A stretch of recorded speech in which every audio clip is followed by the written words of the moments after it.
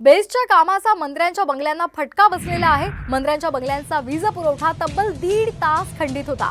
बेस्टच्या तांत्रिक कामामुळे मंत्र्यांच्या बंगल्यांची बत्ती गुल झालेली होती, मात्र 1.5 तासानंतर आता हा वीज पुरवठा सुरळीत झालाय।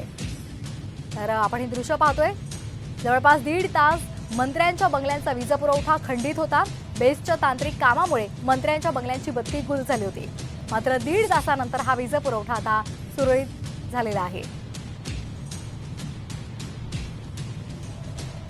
तर या ठिकाणची बत्ती गुल होती। अंबादास दानवे, अदिती तटकरे, शिवसेनेचं कार्यालय आणि ठाकरे गटाचं कार्यालय,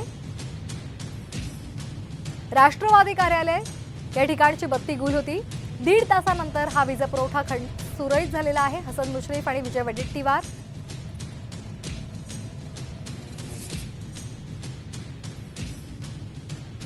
बत्ती गुलचा फटका शंभूराज देसाई यांना सुद्धा बसलाय। शंभूराज देसाई यांच्या पत्रकार परिषदेमध्ये अचानकपणे वीज गेली आणि त्यामुळे त्यांनी नाराजी व्यक्त केली। तर आपण हे दृश्य पाहतोय, बत्ती गुलचा फटका शंभूराज देसाई यांनाही बसलेला आहे।